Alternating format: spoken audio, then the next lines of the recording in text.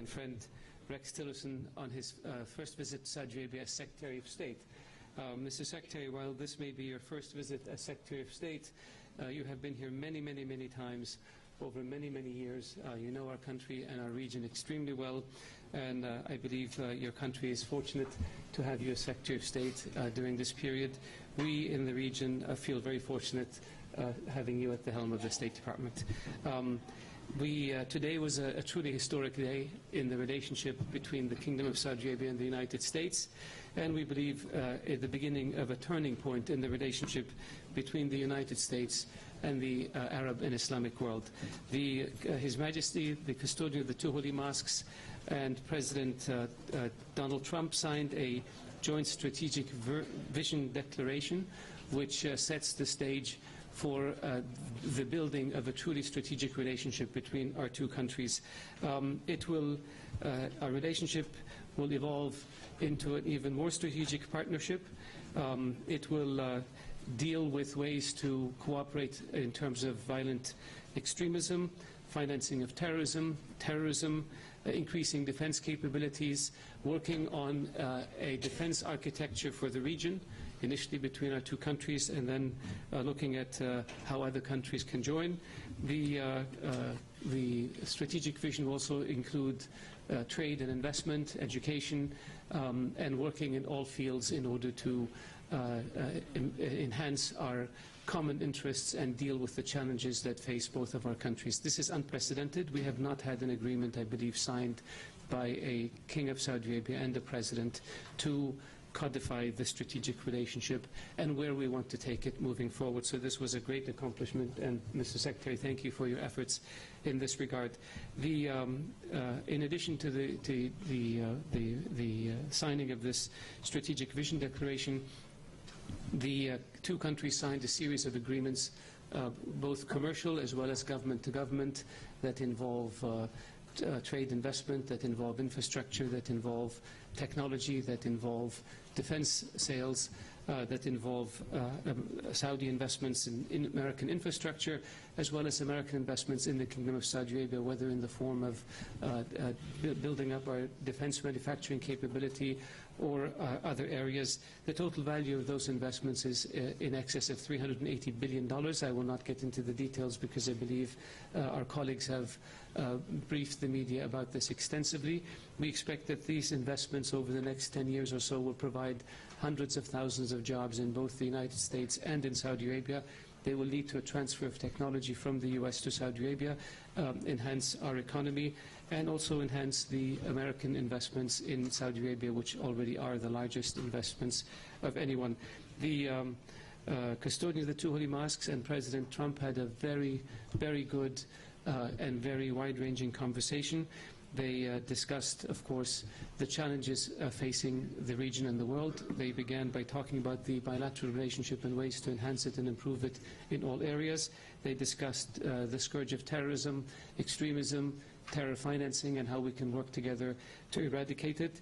They discussed the nefarious activities of Iran and the fact that action has to be taken in order to ensure that Iran does not continue with its aggressive policies in the region, and that Iran adhere to the letter by the agreement made between it and the P5+1 countries, that Iran sees its support for terrorism, adhere to the UN Security Council resolutions with regard to ballistic missiles, and sees its human rights violations and its interference in the affairs of the country, of the region. They discussed the situation in Syria. They discussed the importance of working towards peace between Israelis and Palestinians. The custodian of the two holy mosques expressed the Kingdom's optimism that President Trump, with a new approach and determination, can bring a conclusion to this long conflict. He certainly has the vision, and we believe he has the strength and the decisiveness, and the Kingdom of Saudi Arabia stands prepared to work with the United States in order to bring about peace between Israelis and Palestinians and Israelis and Arabs. They also discussed the situation in Yemen, and of course they discussed trade and investment. It was they had a great lunch where the conversation actually began before the meetings. The visit, as I mentioned, is a truly historic visit. We're very honored that President Trump chose to come to the Kingdom of Saudi Arabia on his first visit, and we look forward tomorrow to hosting the US GCC Summit in Saudi Arabia and the Arab Islamic American Summit, which is historic and unprecedented, that brings together the Islamic world with the United States into a partnership and begins to change the conversation from one of enmity to one of partnership. The President is to be commended for his foresight and his vision in taking this very bold and very historic step, which has the potential of changing our world. If we can change the conversation in the Islamic world from enmity towards the US to partnership with the US, and if we can change the conversation in the US and in the West from enmity towards the Islamic world to one of partnership, we will have truly changed our world, and we will have truly drowned the voices of extremism, and we will have drained the swamps from which extremism and terrorism emanates. I cannot overstate the importance of such a gathering, and I believe after this visit, the President will go to Israel and will go to the Vatican, where he will essentially address the Jewish world and the Christian world and try to bring together the three major monotheistic religions in the world into a partnership, so that we move from any discussion of a conflict of civilization and move towards a discussion of a partnership of civilization. And I want to stop here and thank my friend Rex Tillerson for indulging me for taking up so much time. Welcome to the Kingdom of Saudi Arabia. Thank you for all your efforts, and congratulations on a extremely productive and historic visit. Well, thank you, and thank all of you for being here this evening. And in particular, I want to thank my longtime friend and colleague, Foreign Minister Adel Al-Jubeir. Adel and I have known each other for many, many years when our facial features were much younger. We remember those days, but we have remained friends for all these many years and now colleagues. And I'm really proud to be here today with him to talk about this new strengthening of the U.S.-Saudi partnership and relationship. As Adel just described it, today truly is a historic moment in U.S.-Saudi relations. The United States of America, the Kingdom of Saudi Arabia, are really dedicating ourselves to a new strategic partnership, new for the 21st century, and to charting a renewed path toward a peaceful Middle East, where economic development, trade, diplomacy are hallmarks of the regional and global engagement, and something that we will be working closely together on. This growing partnership is really grounded in trust. Trust between our two nations that we are pursuing the same objectives, cooperation and a shared interest. The elements of this declaration that was signed today, the Joint Strategic Vision, there are many, many elements. And there's a lot of work now to implement those elements and really put them into motion. And so that is going to require significant ongoing engagement and dialogue between our two nations. And so I think you will find that we will be meeting with a great deal of regularity in order to review how these things are progressing. And that is only going to serve to further strengthen, I think, our cooperation. And also, I think, sends a very strong message to our common enemies. It strengthens the bonds between us, and it does chart this new pathway forward and will guide our path forward. You know, at the core of our expanding relationship really are our shared security interest. America's security at home is strengthened when Saudi Arabia's security is strong as well. And the United States of America, the Kingdom of Saudi Arabia, are embarking on a number of new initiatives to counter violent extremist messaging, as you just heard Foreign Minister Jubeir describe. We're also going to be pursuing new approaches to disrupting financing of terrorism and advancing defense cooperation. Today, the United States and Saudi Arabia are conducting vital new expansions of security relationship that really spans over 7 decades. But I think one of the real hallmarks of today is the economic cooperation. And you know, if you have strong economic engagement between two countries, that really is foundational to a strong security relationship as well. As you heard Foreign Minister Jubeir mention, today we announced 23 foreign investment export licenses, leading to upwards of more than $350 billion of historic direct investment. $109 billion of that is in arms sales to bolster the security of our Saudi partners.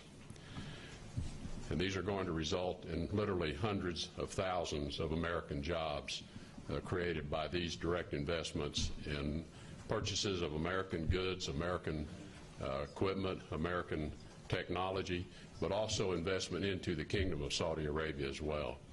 And I think it's important to note that this is an indication of the confidence the Kingdom of Saudi Arabia has in the United States investment climate.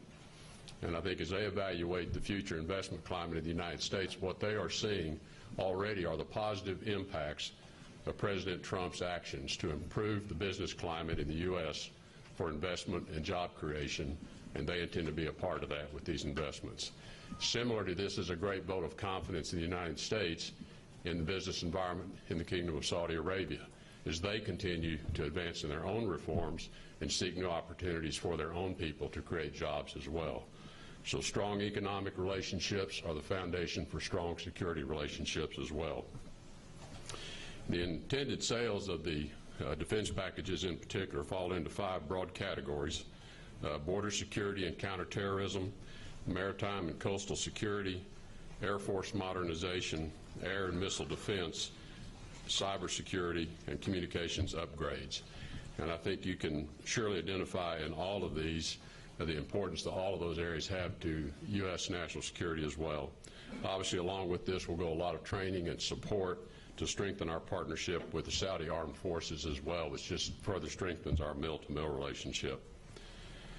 The package of defense equipment and services supports the long-term security of Saudi Arabia and the entire Gulf region, in particular in the face of malign Iranian influence and Iranian-related threats, which exist on Saudi Arabia's borders on all sides.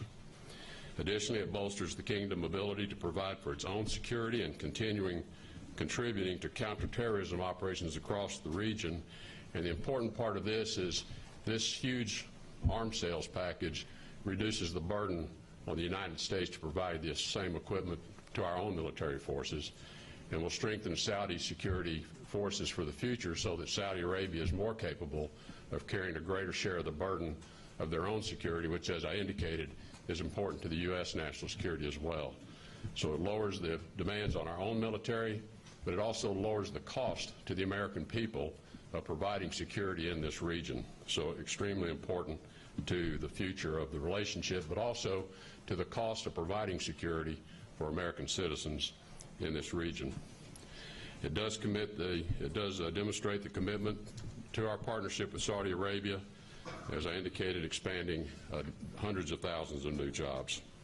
I think the other important announcement, which Adil just mentioned, was the new counterterrorism initiative, the new Global Center for Combating Extremist Ideology, which will be opened in Riyadh, will be a Saudi-led hub for defeating extremism in the information space.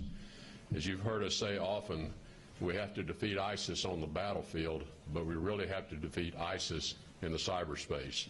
This is their recruiting tool. This is how they message to lone wolves around the world. And this center is going to concentrate heavily on how to enter that space from the standpoint of experts that live in this part of the world and understand how to message to those who might be influenced by radical messaging. Our partners in the Gulf Cooperation Council, including Saudi Arabia, will be signing a new agreement tomorrow to close gaps in many of these areas, including the financial infrastructure which terrorists can exploit, and we commend them for refusing to let terrorists conduct financial operations in their countries. We are calling on all countries to crack down on the way financing and funds reach terrorist organizations. All these new initiatives will bolster our joint efforts to deter regional threats from Iran in Syria, Iran in Yemen, and on Saudi Arabia's borders, as I mentioned. These new steps forward will serve the national security interests of the American people and the kingdom both. We're very proud of this relationship that we are embarking upon with the kingdom and are very appreciative of the leadership of His Royal Highness King Salman in putting these initiatives forward. We've had a really productive day today, a truly historic day in this relationship. Thank you. We have time for just a few questions. Saad.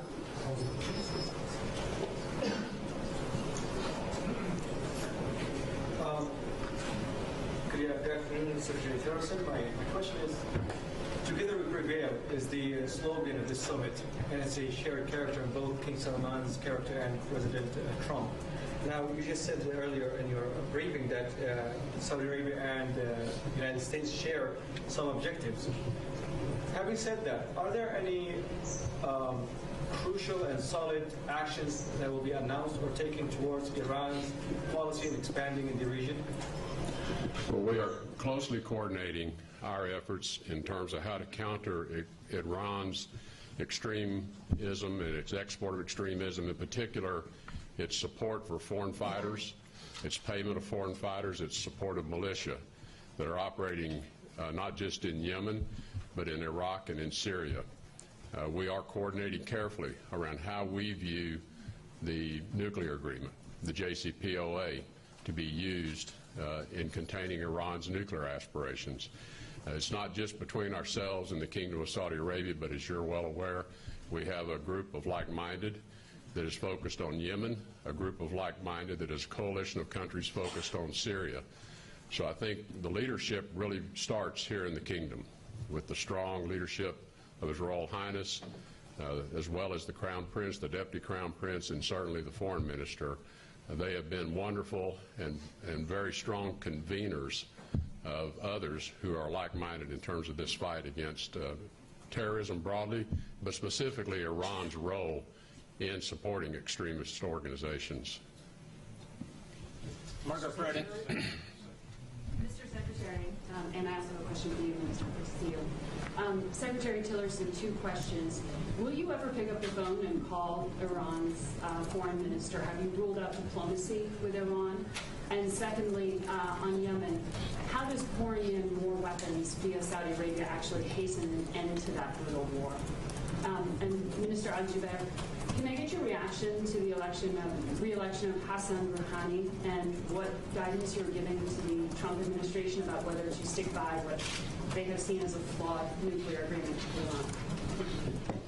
Great. Well, in terms of whether I'd ever pick the phone up, I've never shut off the phone to anyone that wants to talk or have a productive conversation. At this point, I have no plans to call my counterpart in Iran, although in all likelihood we will talk at the right time. In terms of the situation in Yemen, our emphasis is on finding a political solution. We view it as a tragic situation. Obviously, millions of people on the brink of starvation because of the impact of the fighting. But we also think it's important to put the pressure on parties to come to the table and talk. So I want to make it clear that we have efforts underway on both fronts. I think the rebels in Yemen and those that have taken over the government in Yemen, have overthrown the government, have to know they cannot sustain this fight. They have to know that they will never prevail militarily, but they're only going to feel that when they feel the resistance militarily. So it's important we keep the pressure on them. And many of the armaments we're providing to Saudi Arabia will help them be much more precise and targeted with many of their strikes. But it's important that pressure be kept on the rebels in Yemen. At the same time, we are actively engaged with others in the region to see if we cannot advance a process by which we can bring this thing to a halt politically. We have a lot of work ahead of us in that regard. Thank you. Margaret, with regard to the re-election of Rouhani, this is an internal Iranian matter. Who they choose for their president is their business, as it should be. From our perspective, we judge Iran by its actions, not by its words. The Iranians have in the past said some things and done something else. They want to have better relations with us, but then they attack our embassies and assassinate our diplomats. They plant terrorist cells in my country and in countries allied to us. They supply militias that want to destabilize countries like Hezbollah and like the Houthis and others in Syria with weapons. They intervene and meddle in the affairs of Arab countries like Iraq, Syria, Lebanon, and Yemen. They support terrorism. They created the world's foremost terrorist organization, Hezbollah. They provide comfort and support for Al-Qaeda, with many of the Al-Qaeda leaders living in Iran for now more than 15 years. They have a relationship with the Taliban that destabilizes Afghanistan. And so when Iran does all of these things, when they execute terrorist attacks in my country, in 1996 Khobar Tower bombings, where the Iranian military attaché in Bahrain, Brigadier General Sharifi, was the control officer, where the heads of the plot escaped and fled to Iran and have been living in Iran ever since. This is not the behavior of good neighborliness, and this is not the behavior of a country that wants others to treat it with respect. This is the behavior of a state sponsor of terrorism who deservedly is on a list of state sponsors of terrorism and who deservedly is sanctioned by the international community for this behavior. So if Iran wants to be a normal country and wants others to treat it like a normal country, it has to act in accord with international law and the values and the morals of the international system that have existed for centuries. We welcome an Iran that's open to the world. We welcome an Iran that lives at peace with its neighbors. We welcome an Iran that doesn't interfere in the affairs of other countries. But this is not the Iran we see. So when you come back to your question of what do we think about the re-election of Rouhani, we want to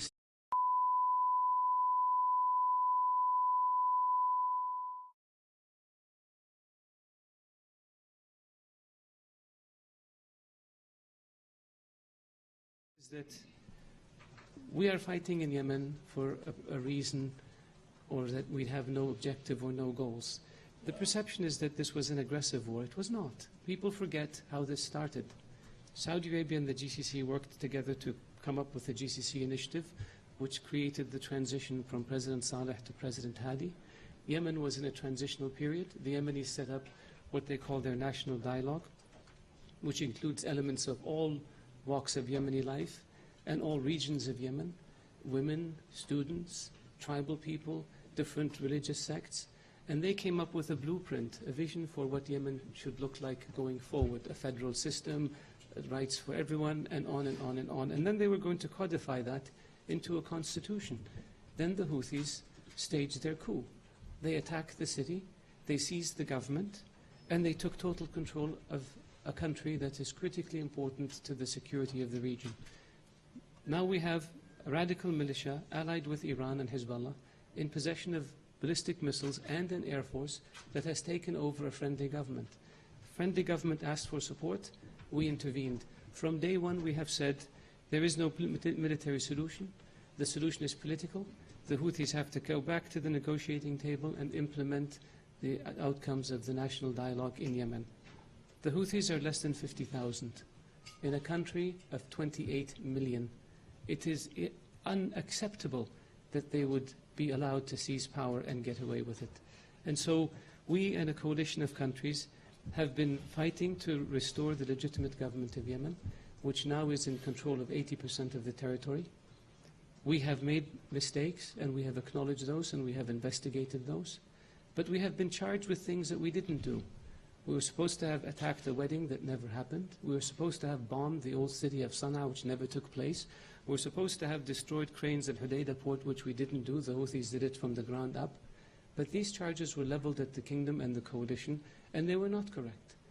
But the image prevailed that we were waging an aggressive war against the country, and the Houthis were made to look like they're victims, when it was they who started this, and it was they who lobbed more than 40 ballistic missiles at our country's towns and cities. It is they who have violated thousands of times ceasefire arrangements that were put in place. It is they who have made 70 agreements and reneged on, more than 70, and reneged on every single one of them.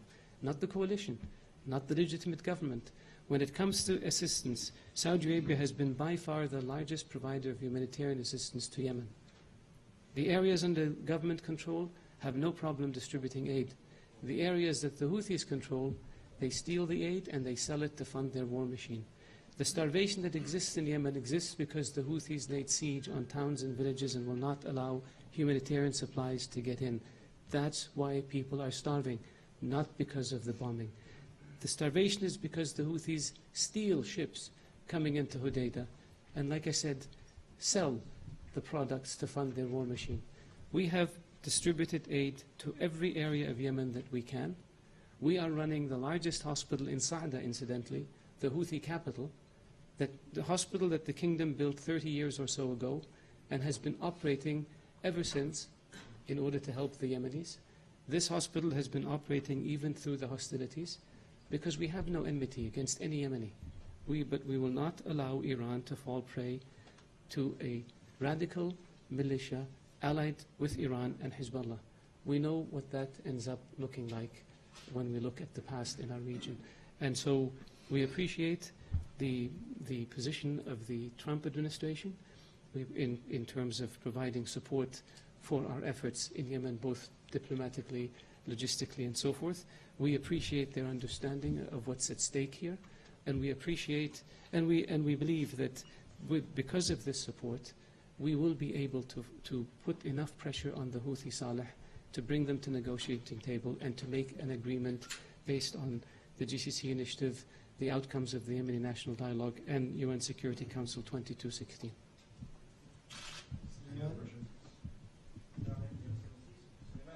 From Saudi Channel. Your Excellency, Mr. Adi, may you please elaborate more on the Saudi-US vision that was signed today, especially in the technology and education? The vision that was signed today is, as we both mentioned earlier, truly historic because it's unprecedented. We have the custodian of the two holy mosques and the President of the United States signing an agreement, signing a declaration that outlines a vision for how we want to elevate an already strategic relationship to an even higher level. We want to intensify the consultation, we want to intensify the cooperation, whether it's in counterterrorism, whether it's in defense, whether it's in technology transfer, whether it's in education, whether it's in trade, whether it's in investment, and we want to create a mechanism that is headed by both the custodian of the two holy mosques and the President or whoever they designate, that would be a group that would meet periodically in order to see how we can implement a lot of the visions or the strategies or the initiatives that we have. The expectation is that, well, the United States, as I mentioned earlier, is the largest foreign investor in the Kingdom of Saudi Arabia. Incidentally, ExxonMobil, the Secretary's former company, is the largest single investor in Saudi Arabia. The Kingdom of Saudi Arabia has been a good home for American investments, and American companies have been good partners who have transferred technology to the kingdom, who have provided jobs to Saudis, and who have also helped, most importantly, small and mid-sized businesses gain work and gain technology and gain jobs. So this is very good. The vision and the economic agreements that were signed that Rex spoke about earlier will increase American investment in Saudi Arabia tremendously and will provide more opportunity for Saudi individuals and for Saudi small and medium-sized businesses to benefit from those investments, including the technology transfer, as in reverse, the American people will benefit from Saudi investments in the United States, which will again provide hundreds of thousands of jobs. So I have like I said, this is a truly historic summit. This is a turning point in the relationship that will take it from a strategic relationship and partnership towards a truly strategic relationship and partnership. Mr. Secretary. We'll take our last question from Jen Jacobs. We'll take our last question from Jen. Two questions. Can you say if the elections today of Rouhani will change anything in Iran? And also, Secretary Tillerson, would you be able to say, does the White House know who this person of interest is if it's being investigated in the Russia investigation? I'm going to answer both of those as well and then turn it to the Foreign Minister. I do not have any information or knowledge regarding the person of interest that's been referenced. I might comment on the Iranian elections as well, that what I would hope, is that Rouhani now has a new term, and that he used that term to begin a process of dismantling Iran's network of terrorism, dismantling its financing of that terrorist network, dismantling the manning and the logistics and everything that they provide to these destabilizing forces that exist in this region. That's what we hope he does. We also hope that he puts an end to their ballistic missile testing. We also hope that he restores the rights of Iranians to freedom of speech, to freedom of organization, so that Iranians can live the life that they deserve. That's what we hope this election will bring. I'm not going to comment on my expectation, but we hope if Rouhani wanted to change Iran's relationship with the rest of the world, those are the things he could do. As a sign of how truly strategic our partnership is, I agree with what Rex said. Thank you, everybody. Thank you very much. Mr.